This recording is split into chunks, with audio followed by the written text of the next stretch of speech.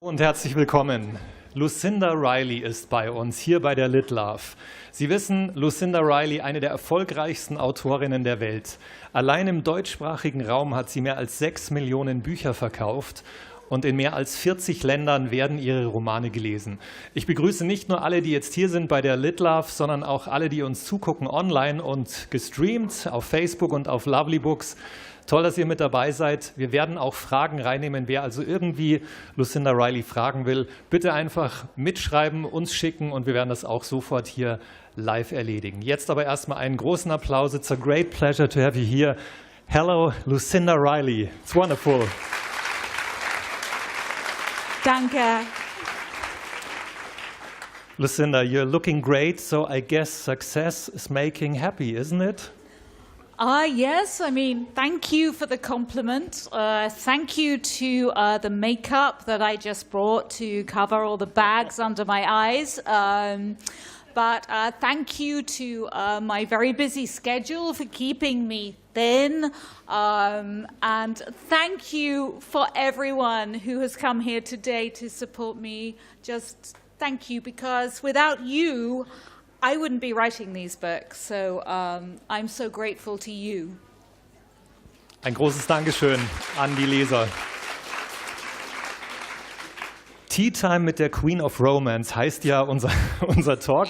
Can I please have another title? Like, I don't know, Okay. The Empress of Tea or something. But yes, because the Queen of Romance always sounds a little bit like, do you know an author called Barbara Cartland? Yeah.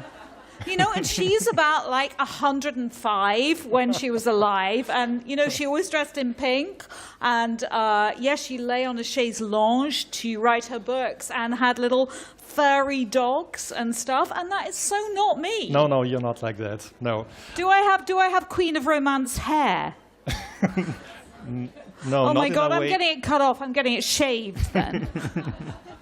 Also sie sagt, nein, Queen of Romance, das ist nicht unbedingt der Titel, den sie haben möchte. Das klingt so alt und sie ist überhaupt nicht alt, sie ist jung, sie ist frisch. Und jetzt suchen wir einfach einen neuen Titel. Okay, let's search for a new title. But a Queen is okay. Queen of Romance is not okay, but Queen is okay. I think I isn't really it? fancy Empress. Empress. Oh, ja. Okay, yeah. Welche Teesorten bevorzugt sie denn und ist es überhaupt Tee, weil wir hier bei der Tea Time sind? What is your favorite kind of beverage? Is it tea? My favorite kind of beverage? Well, thank you. Who was it that said that? Actually, can I just tell you that yes, I mean, but rosé was so yesterday. I've had a complete, like, rosé no-no in the last few months. I just don't drink it anymore. I'm now on to gin. Really, gin? Yeah. But not like all the time or intravenously or anything like that. But in England at the moment, there is a real gin moment. I don't know why. Is it coming here or? I haven't heard about that. And now you go into a pub or a hotel and they don't have a wine menu, they have a gin menu. And obviously, having to be in with the in crowd, as I am, I've had to switch to gin. Okay? But not any gin. It's got to be Hendrix. Do you know Hendrix? And it's got to be the like twirly little bit of cucumber. And ice and tonic, and oh my God, I write so well after I've had one of those. Lucinda Riley hat neuerdings den You're not Gin. filming me saying this, are you? Oh, good. Ohne Gin läuft überhaupt nichts mehr bei Lucinda, haben wir gehört. Früher war das Rosé, jetzt ist es Gin und im Augenblick ja. aber auch ein bisschen Tee. So tea for just a little break is okay, but not No, for... but I have a very, very definite way of splitting up my day, because when you work alone, it's very, very difficult to, you need something to look forward to, you know? So I have drinks split up during the day, only one of which is alcoholic, let me tell you. And so I have special mugs, and I always have the same routine every single day. And so around about now, I start to crave a cup of tea. Okay? Around about 7 o'clock, I start to crave a gin. Einmal am Tag, sagt sie, ist es möglich, Alkohol zu trinken, während sie schreibt. Sonst ist da auch mal Tee dabei oder irgendwas Unverfängliches. Aber neuerdings eben abends auch Gin. Wie läuft das eigentlich mit Ihrer Familie? Wie kann man so viel, so gut, so erfolgreich schreiben, wenn man viele, viele Kinder um sich hat? We all know that you do have a great family. How is it possible to write even every year such a big book and such a successful book with all the family in the background? Because I have to find somewhere to go away to write that first draft. And that's always very difficult because it's almost as though the gods are always looking at where I'm going, and they will then find a way of trying to disturb me. And so I spend my entire life trying to escape noise because, as some of you know, anyone from this morning knows, I actually record the first draft. So I have Dick, who is my little recording machine, and Dick and I speak a lot. And so I can't have noise around me because otherwise you can't hear on the tape. And I was once in Oslo, and I was on the 15th floor of this hotel, and Oslo doesn't have high-rise buildings, so I thought, I'm so high in the air, nobody can disturb me. I'm on the top floor. And I get there, and I go to sleep, and I wake up the next morning, open the curtains, and they've put scaffolding up along the building, and I'm standing in not very much, and I open the curtain, and there is a guy in a hard hat, you know, with his mate in their orange outfits, and I'm going, hello, and he's going, hello, through the window. I'm like, oh my God. So, but now I have this beautiful home in Ireland, and so it's 14 acres of peace and tranquility. So I go there to write Tiggy. And I'm there and I'm thinking, yes, I've done it. I can now have peace forever. And then I have a farmer across the road who literally just this weekend, my first weekend there, decides he's going to sow his corn for the year. And so I have teams of tractors coming up and down, doing all the fertilizing thing, doing all the turning over. And then the big reveal at the end of this story was the plastic going over the top of this in sheets. I'm just like, okay, I literally give up. I will have to find a bunker somewhere underground. And you can guarantee there will be someone there, you know, to just, I don't know, playing a record or, I don't know, blowing me up or something. It's just unbelievable. Es ist also durchaus schwierig, Ruhe zu finden als Autorin, sagt Lucinda Riley. Zu Hause soll es eigentlich ruhig sein, ist es auch in Irland bei ihrer Familie. Sie sagt auch, wenn sie den ersten Entwurf ins Mikrofon spricht, das alles nimmt sie erst auf, da muss es total ruhig sein. Später ist es nicht mehr so schlimm, aber sie hat auch gerade erzählt von Bauarbeiten zu Hause. Es gibt immer irgendjemanden, der stört, oder von Zwischenfällen in Hotels in Oslo. Also es kann immer etwas passieren und sie sucht die Ruhe, um schreiben zu können. Apropos Oslo. Sie kennen das und haben das sicher auch schon gelesen. In Lucinda Rileys Büchern gibt es Schauplätze sehr exotisch. Jetzt bei den sieben Schwestern in Thailand, in Australien, in Norwegen, in Brasilien. Ist das alles so eine Art Urlaub für Lucinda Riley, wenn sie Recherchereisen macht, oder immer harte Arbeit? I mentioned all the places that your novels are playing in. So would you say for you it's kind of a vacation to travel to all these places? I think of it as a vacation because I think for me, writing must never be a job. It's just a pleasure and a passion. And I think that I'm the luckiest person on earth, apart from the fact I think I've broken my back in Germany today. But apart from that, it's fine. Because I do what I love for a living.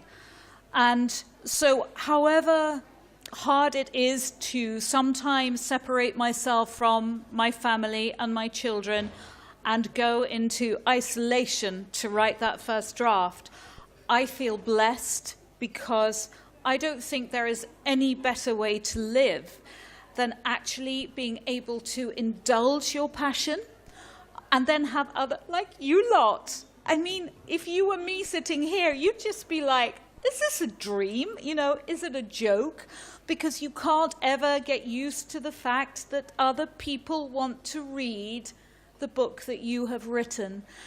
You know, and sorry, I'll get emotional now, but I write them and have written books all my life just for me because I love them and also because it is a way of therapy. So if I have a problem, I am all the time taking the story and I'm writing and I almost write that problem out. And for anyone here who goes through a difficult time or, you know, has a problem, and every single one of us in this room has had that situation at some point, all I can say to you is write it down. You know, get it out, because it's when it's stuck in here, you know, the pain, the problem, the misery, the anger, whatever emotion that is. And actually, if you put it down on a page, you are letting it out. And you don't need to show it to anyone. I mean, I don't show my first draft to anyone at all. It's literally me that reads that first draft, which is normally a pile of vomit. It's just terrible. But it's all out and it's all gone, and we don't write anymore in the way we used to, but it is such a therapeutic thing to do, you know. Das Schreiben ist sehr, sehr therapeutisch, sagt sie, und sie kann das allen von uns empfehlen. Wir können unseren ganzen Ärger, unseren Leid, unsere Verzweiflung eigentlich ins Schreiben geben, aufschreiben, was uns beschäftigt. So macht sie das, zumindest beim ersten Entwurf. Dann ist es draußen und dann fühlt sich alles auch schon besser an. Und vorher meinte sie noch, sie hat wirklich den besten Job, eigentlich die Erfüllung eines Traums, den man sich vorstellen kann. Sie trifft hier heute ihre Leserinnen und Leser, das ist einfach wunderbar, und dass ihre Geschichten und ihre Figuren wirklich erleben und zu lebendigen Personen werden und von anderen wiedergespielt werden. Das ist einfach fantastisch. The first questions are here from our online audience. Vielen Dank, dass Sie mit dabei sind und mitmachen. Elke fragt über LovelyBooks. Zum Beispiel, gibt es in Ihren Büchern auch Charaktere, die Sie aus dem realen Leben kennen? Are there characters in your books that you know from your real life that may have been a role model for you? If there are, I can't say. Especially if they're the baddies, you know. I think that what happens in when I write is that there are elements of people that I know and situations that I know that I've experienced that go into that character, but it could never be pure. Having said that, I'm writing Tiggy at the moment, who is the 5th sister. And I have to admit, she is the one that is most like me. So when people say to me, how is Tiggy? What kind of character is she? Will I like her?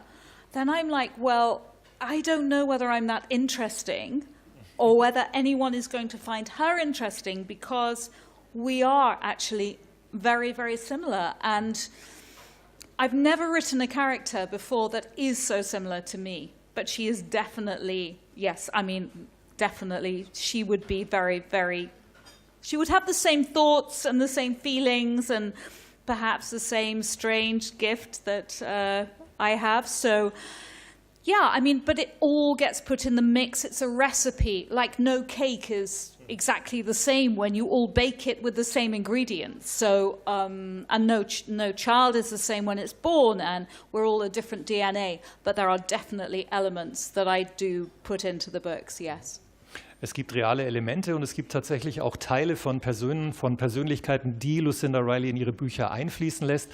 Jetzt schreibt sie gerade den 5. Teil der 7 Schwestern und da sagt sie, Tiggy, die Hauptfigur, die ist ihr sehr, sehr ähnlich. Also da ist sie selbst sogar das Vorbild, aber generell ist das so eine Art Mischung und eine Art Rezept, sagt sie, und ein Kuchen ist auch nicht immer gleich.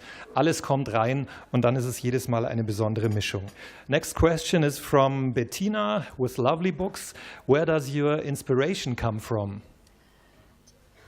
Oh my God, that is so difficult, because everywhere I go, I get inspiration, and I am the nosiest person. on God's earth, because if someone says to me they have a secret or there is something, I just have to know. And I dig and I dig and I dig until I get that secret out.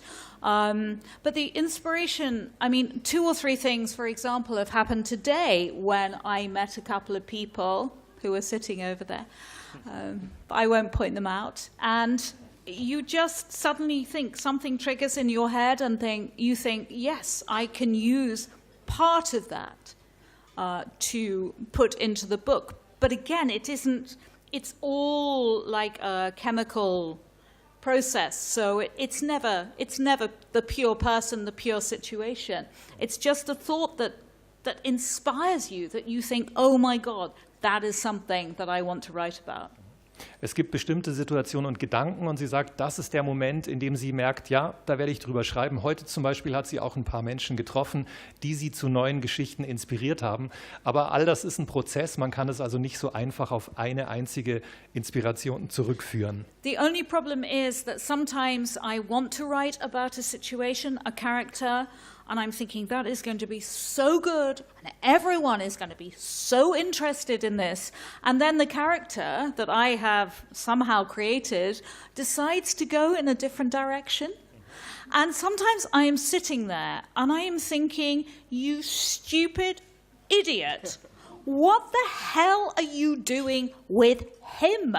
Why? We can all see he is a complete toad, and yet you want to kiss him? And normally, that situation, I just have to say, okay, fine, this is what you want to do. Get on with it, because that's life. And I think, especially as a parent, you see your kids doing very stupid things quite a lot of the time. And all you can do is sit there and go, okay, darling, you really like him? Learn. And you mean that happens to you with your own characters, that you watch them and see, no, what are you doing? You have your own life? All the time. So when you guys are reading my books, I'm writing them first going, what the hell? You know, but because it's holistic, I never know where I'm going until I'm there. You know, I just don't. And I think that's why it's very inspiring for me to write, because I'm on a journey. And okay, fine, I take the initial journey with the characters, and then it's written down, and then you guys take that journey. But I'm on that same journey. And if I am not excited and inspired, or I'm not crying, or I'm not angry, I'm not feeling emotion, I know that isn't right. Sie sagt, wenn wir nicht mitgehen würden, wenn wir nicht Emotionen zeigen würden beim Lesen, dann wüsste sie, das würde nicht funktionieren. Und sehr, sehr interessant ist, dass sie sagt, ihre Figuren, die entwickeln durchaus ein Eigenleben. Und das passiert, dass sie ihre Figuren beobachtet und sie ihnen sagt, nee, warum verliebst du dich in den Typen, der ist total falsch für dich. Und sie meint, genau das passiert ja im realen Leben auch. Und so bekommen ihre Figuren auch eine Art Eigenleben.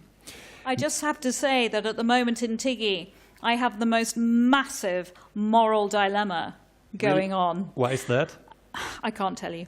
But anyway, I mean, I can, but it would ruin everything. But it's a very, very huge issue for women.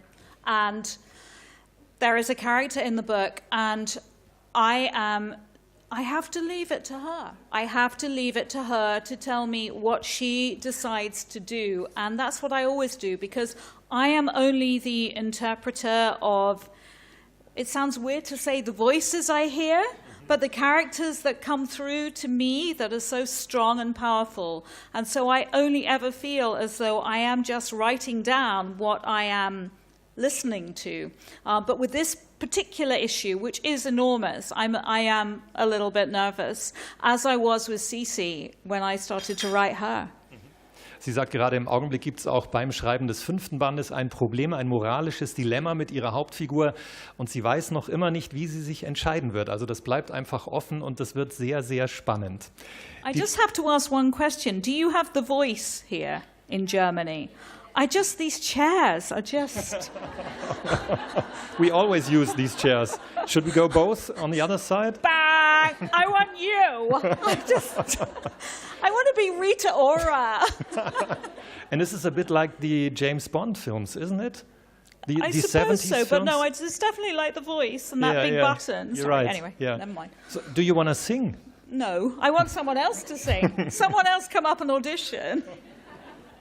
We're gonna have a new question. Die nächste Frage kommt von Brigitte. Vielen Dank, auch sie kam über LovelyBooks. Was war Ihre Motivation, Schriftstellerin zu werden? Eigentlich eine ganz gute Frage, denn wir wissen ja, Lucinda Riley war vorher Schauspielerin. The question was, what was your motivation to become a writer? And I guess it's interesting because we all know that you have been an actress before. So why changing? I think that everyone has quite a lot of gifts inside them. No one arrives on this earth without a gift. And I think it's all about finding out what that gift is. And I think that's a really big motivator for the Sisters series, because each one of them is special, just like we all are, because we're all sisters and brothers, you know, on this tiny little planet in the universe. And I think that one has to look at one's gift, and discover it, and then do one's best to actually harness it. And I am very good at making up ridiculous stories. And for some reason, everybody in the world at the moment wants to read them. But I have been writing for 25 years, and there was a time when nobody wanted to read me. So it's not about, I always say it's not about a race. Life isn't a race. Life is about your own path.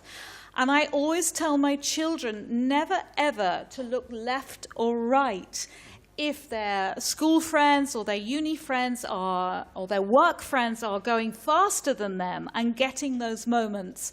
And they're like, Mom, you know, this person, he doesn't deserve it.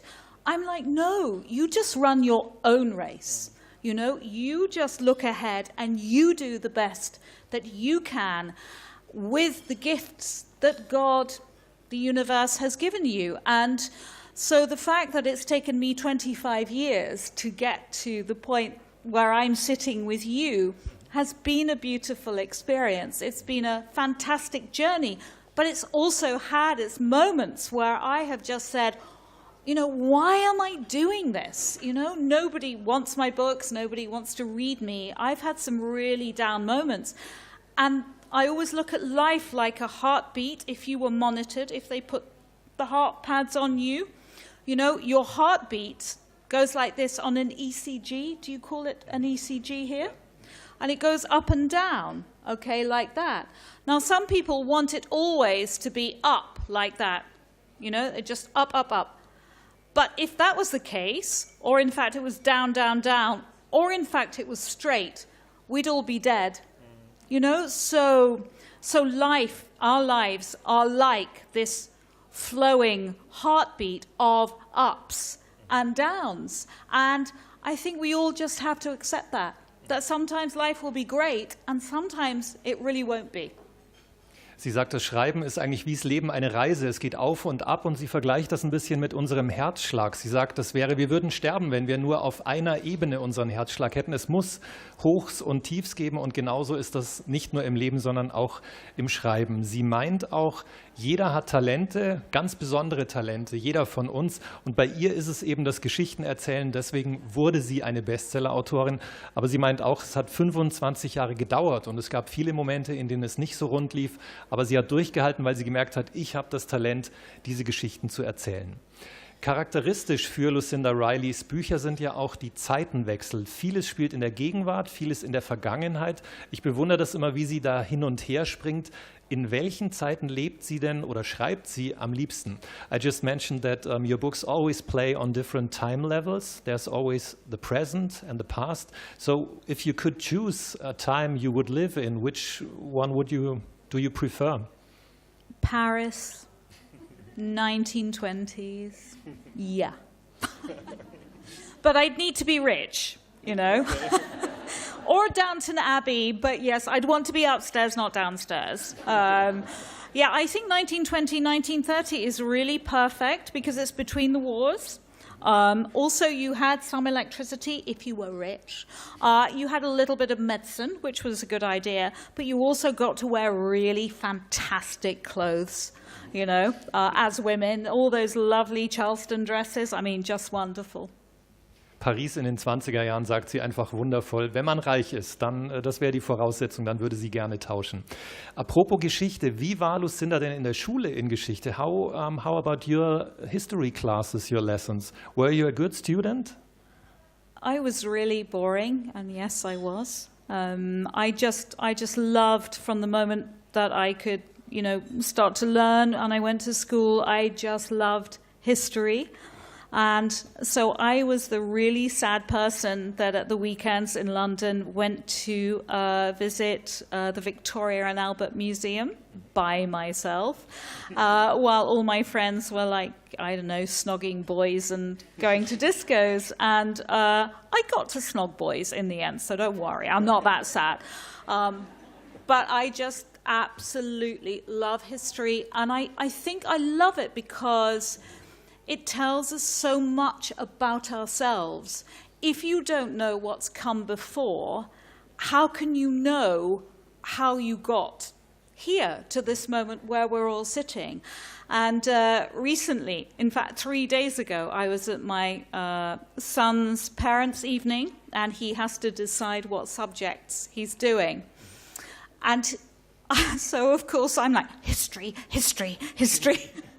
And he's like, Mom, I want to do music tech, you know, and photography, hello.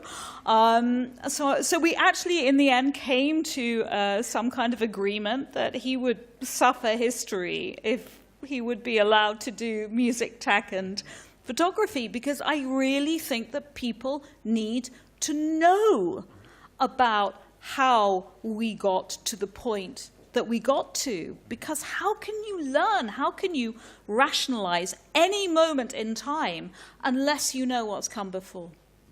Geschichte ist ganz wichtig, sagt sie. Sie selbst war jetzt nicht gerade eine vorbildliche Schülerin im Geschichtsunterricht, aber jetzt weiß sie, das ist extrem wichtig, denn wenn wir nicht wissen, wo wir herkommen, können wir auch nicht die Gegenwart genießen und die Geschichten erzählen, die in der Gegenwart spielen. Sie sagt auch, sie versucht momentan gerade ihrem Sohn beizubringen, der sich eher für Musik und Fotografie interessiert. Geschichte ist viel, viel wichtiger. Da gab es offenbar in der Familie auch die ein oder andere Diskussion. Apropos Familie, ich habe gehört, dass Lucindas Vater auch ein Geheimnis umgab. Vielleicht wissen Sie ja, in den Schwestern, in den sieben Schwestern, da ist ja der Vater sehr, sehr mysteriös. Welches Geheimnis war denn in der Familie Riley? I just heard that your own father, not the father in your Seven Sisters books, was kind of a secret, kind of a mysterious man, because as a child you didn't know what he really does, and he was very often away. Is that true? Yes. So when did you discover?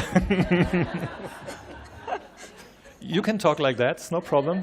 I mean, I'm having my Q moment, my James Bond moment here.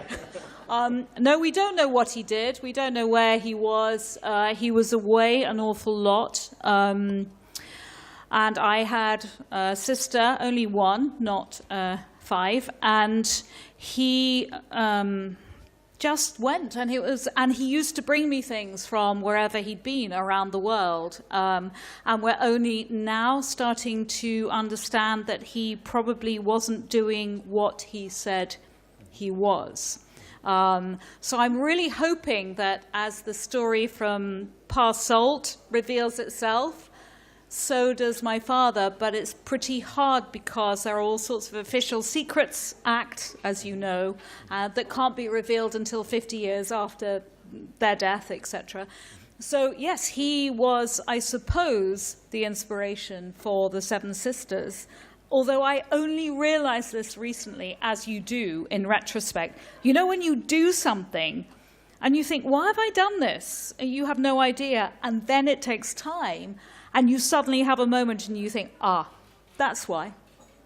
Im Rückblick erkennt man ja oft Dinge und auch Verhaltensweisen. Warum habe ich das gemacht? Und Lucinda sagt, genau so ging das ihr mit ihrem Vater, dass sie beim Schreiben der sieben Schwestern gemerkt hat, wow, das hat tatsächlich etwas mit ihrem eigenen Vater zu tun, der tatsächlich den ein Geheimnis umgab, was nicht gelüftet werden konnte. Ich habe auch gehört, dass Lucinda mal gesagt hat, sie hat eigentlich schon immer auch als Kind in ihrer Fantasie gelebt. Wie meint sie das genau? I heard that you once said that you always have lived within your imagination. How do you mean that? How was that as a child? It's much better to live in your imagination than the horrible world, isn't it? I mean, you know, it really is. And I think that's why people go to films and watch TV and read books, because everybody wants to escape. And you have to have a balance. And I'm just so grateful that I have, you know, Stephen, my husband, and my children, because if I didn't, I would literally be sitting here being bananas, because I would have lived in my fantasy world so long that I couldn't come back down. And, you know, I mean, a lot of writers, especially in the last 100 years, went mad. They went crazy. I mean, lucky them. They were smoking drugs and they were, you know, taking opium and they were, you know, pouring the alcohol down their throats. And sometimes I'm really jealous because, you know, what a life to lead, you know. I mean, yeah, I'm drunk because I'm an author, you know. I have to do this to write my masterpiece. So, yeah, I think everything in life has to be a balance. And sometimes it's very odd for me because I will spend the day in my world with my imaginary Seven Sisters friends. And then the kids will come in and it's like, you know, hi, Mom, you know, rugby was crap and, you know, I got a bruise and chemistry, I failed. And you have to immediately swap to reality. But I think we all need a dose of imagination because it's the way we humans survive in using our imagination, especially when things are very, very tough. And I really hope that the world of social media doesn't take away that use of imagination and playing childhood games, because everybody needs it. They really do. Fantasie ist extrem wichtig, meint sie. Und das war tatsächlich so, dass sie als Mädchen total in ihrer Fantasie, in ihren Welten, in ihren Märchen gelebt hat. Und sie ist froh, dass sie eine Familie hat, dass sie Kinder hat, dass sie immer wieder auf die Realität zurückgeworfen und geholt wird. Nur so ist es möglich, sagt sie eigentlich, als Schriftstellerin zu überleben. Andererseits meint sie, warum nicht? Wenn es die Familie nicht gegeben hätte, dann wäre sie vielleicht auch voll in Drogen auf- und untergegangen. Wäre vielleicht auch ganz interessant gewesen. Jetzt ist sie allerdings froh, dass es nicht so gekommen ist. Den Bezug zu Deutschland, den würde ich noch gerne ansprechen, denn in dem neuen Schwesternbuch gibt es einen deutschen Christbaum. Da habe ich mich sehr gewundert, der in Australien auftaucht. Und jetzt generell auch die Frage, welchen Bezug hat Lucinda zu Deutschland? Wie ist das für Sie, Ihre Geschichten auf Deutsch zu hören? I just mentioned that in your new sister's novel, there is a German Christmas tree. I was wondering why a German one? Because they are the best. You have a lot of trees in Germany. I just, for anyone who came this morning, I'm sorry, I'm just going to say again, I just love Christmas. I'm looking at those lights out there and those lights reflected, and it's just so Christmassy and so hygge, and I just absolutely love it. And we have always bought houses with, well, really, because we have a high place to put a very large Christmas tree. So this whole Christmas tree thing is a very big deal for our family. So yes, I do have a German Christmas tree being delivered in 1906 to Australia. Sie sagt, die deutschen Christbäume sind einfach die schönsten und deswegen hat sie den auch eingebaut. And also historically, it was Queen Victoria who brought over the whole Christmas tree thing to the UK, and that was through Albert, who obviously, well, he was Belgian, Austrian, but it was their big tradition to have a tree in the house, and that's how it began. Und viele Monarchen haben ebenfalls die Christbäume geholt und daran hat sie sich auch orientiert. With the German language, is it sometimes weird for you to see or hear your own story in German?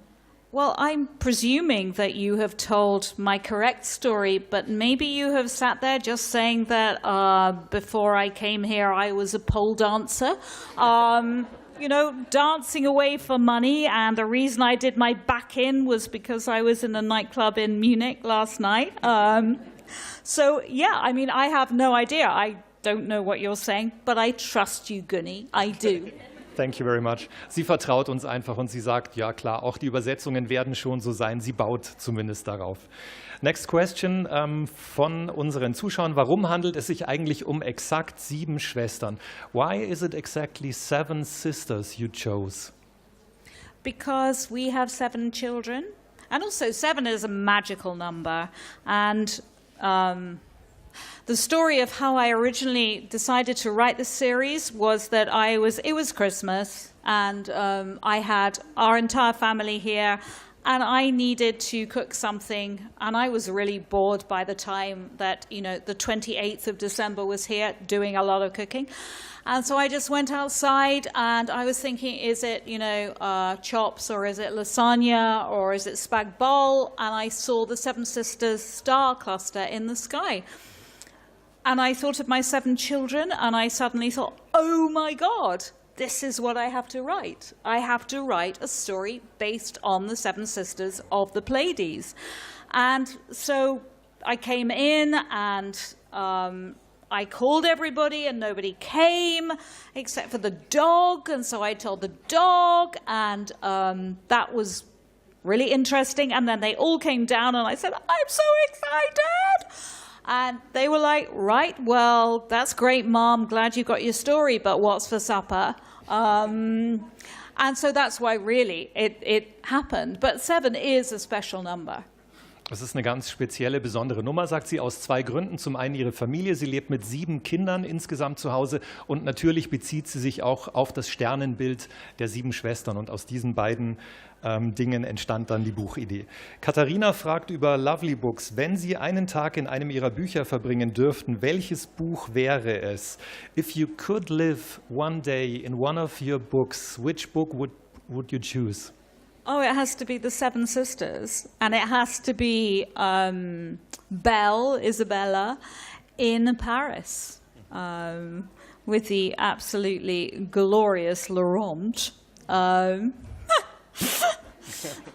Yeah, I mean, the good news is that there are bonuses to writing what I write, because I can create the most gorgeous men in my books. And I was only thinking the other day how well my husband does, because if you think in my imagination, I am creating these absolutely yummy, gorgeous heroes. And I'm like all day living with Laurent or Floriano or Theo or, any of the men. Drummond in the new book, my God, he is my serious secret bit of rough. How would you say that in German? Yeah, very attractive. Yeah, bit of rough. Yeah. And poor old Stephen, I come out of, my fantasy world of gorgeous hair, rippling muscles, and incredibly talented. Then Stephen comes in and says, "What's for tea?" I think that you don't feel any jealousy, do you? To my, say again? No, he doesn't feel jealousy, but no, it's interesting because that is one very, very big thing about, everything in the fantasy world I create, I control, and obviously in reality, I don't control anything, certainly not my husband or my children. Lucinda hat einen sehr, sehr toleranten Ehemann, Steven, der übrigens auch hier ist. Falls Sie sich wundern, wenn Sie uns über Lovely Books oder Facebook zuschauen, warum Lucinda sich immer an eine Seite wendet. Er ist hier, er ist sehr tolerant und sie sagt, das Tolle am Schreiben ist ja, ich kann mir jeden Mann, den ich mir vorstellen will, den erfinde ich einfach und den baue ich in die Bücher ein. Und zu meiner Frage zurückkommt, sie sagt, sie würde als Platz und als Ort und als Buch die 7 Schwestern wählen, und zwar die Passagen, die in Paris spielen. Da war ja auch ein ganz, ganz toller Mann mit dabei. Nächste Frage von Annegret, auch über Lovely Books. Mit welchem Alter oder in welchem Alter haben Sie angefangen zu schreiben? At what age did you start to write? 4. Actually, I submitted my short story to a competition when I was about 7. I was absolutely horrified I didn't win. I do remember that because I thought it was the best story ever. But I think I always wanted to write. I mean, I think, as I said at the beginning, that everybody has their different gifts, and if you are creative, you'll see a lot of actors and you'll see a lot of musicians who actually can do something else, like paint or sing, and it's like a little ball of creativity that gives off sparks, if you like, at different stages. I mean, I could never, ever in a million years become an engineer or a scientist. And I do think that it's actually, you are either using the left side or the right side of your brain. The one thing that I cannot do at all is paint. I am so rubbish. I can't even draw a square, without having to do a little stick and then squiggle it out. So yes, I think it's all about, as I said, harnessing that gift, but you also have to work on it. The 7-year-old who sent in that story, is now me, a good few years on, who has worked and worked and worked towards it. And I think that we live in a world now where we want instant gratification. We want whatever we do to be recognized tomorrow, and it's not like that. And next year for me is 25 years of being a published author. And you guys, and everybody else has only known me for the last 6 years, but I have been doing this job for all that time. Sie hat mit 4 Jahren angefangen zu schreiben und jetzt gerade sagt sie, das Entscheidende ist, 25 Jahre lang ist sie schon veröffentlicht worden als Autorin. Da war sie eigentlich schon erfolgreich, aber es war unglaublich viel Arbeit. Sie ist dran geblieben, sie hatte Disziplin und nur so ist sie zu dem geworden, was sie jetzt ist. Und sie sagt, das ist wichtig heutzutage zu sagen, wenn wir denken, alles müsste ganz schnell gehen und sofort passieren. Es steckt Arbeit dahinter und sie ist dran geblieben. Yvonne fragt über Lovely Books, wenn Sie keine Bücher schreiben würden, was würden Sie dann tun? What would you do if you wouldn't write? Pole dance. I don't know. What would I do if I didn't write? Okay, well, one of the things I've always wanted to do is I love cooking.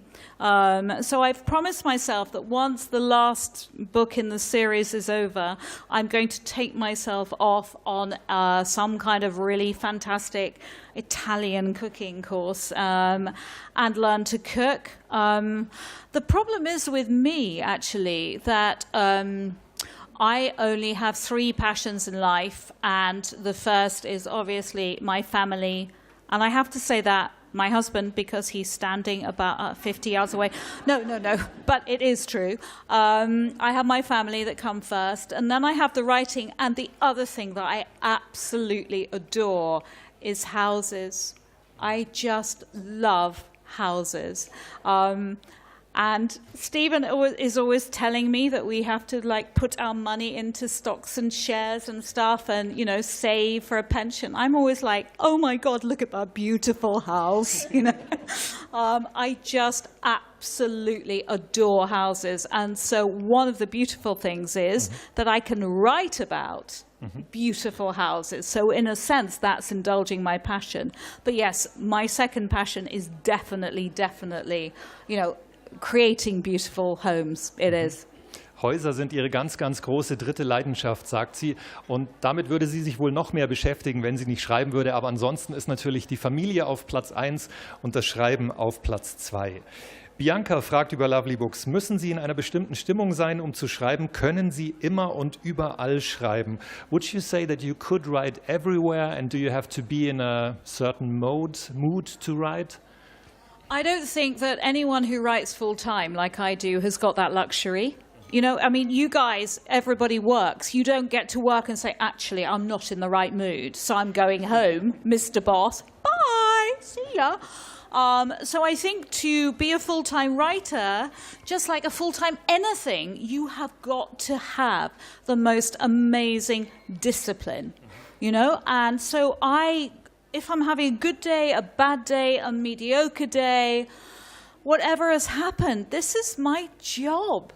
And I don't want to be one of those, well, I'd quite like to be one of those authors who said, yes, you know, I'm a diva, darling, and, you know, I'm sorry, I'm just not feeling like writing today, so I need some champagne instead to get me going. I think that you just have to, it's not luck, actually.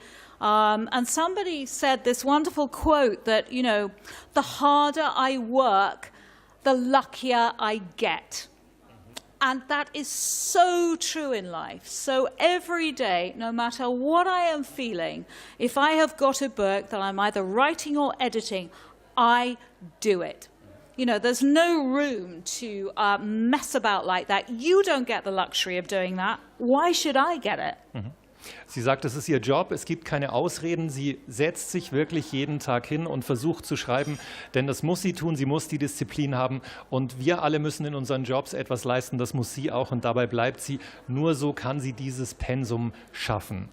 Ganz zum Schluss würde ich noch gerne wissen, hat der Erfolg Lucinda verändert? Sie hat uns ja jetzt auch schon ein paar Mal gesagt, sie hätte ein komplett anderes Leben führen können mit Champagner oder auf der anderen Seite mit Drogen.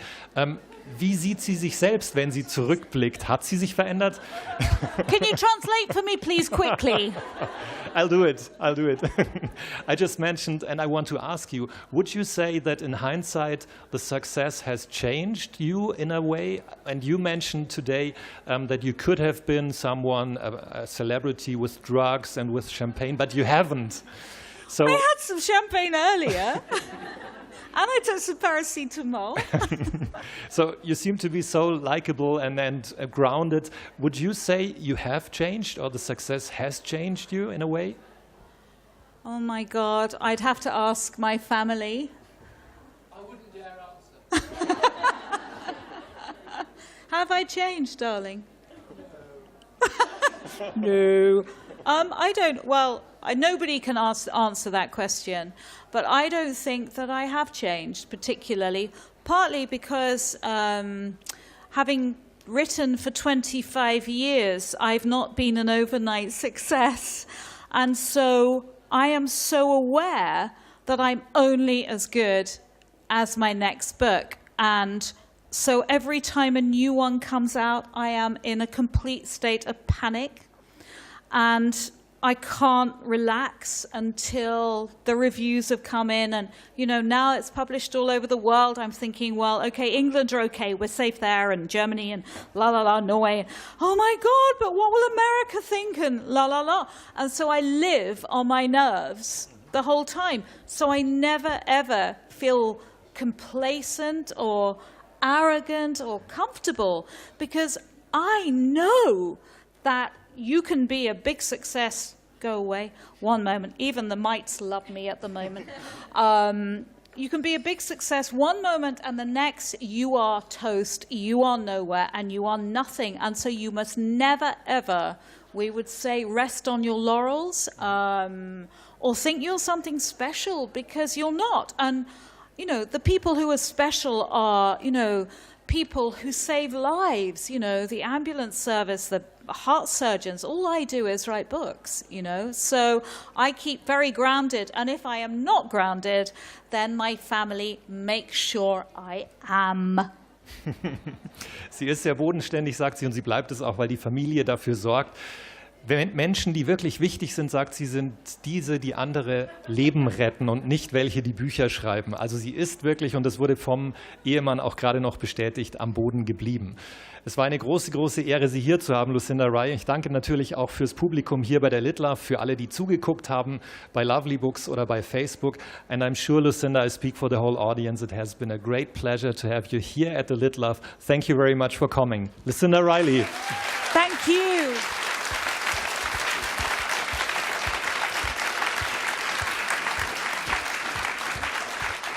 And I just want to ask one question. Is Gulken here? Sorry, she writes to me all the time. Hello. I just wondered where you were. You must come and say hello.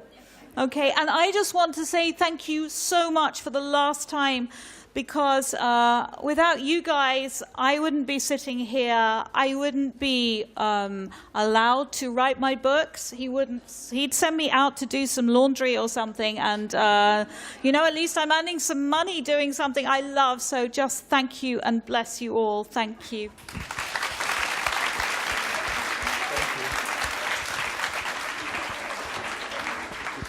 Thank you.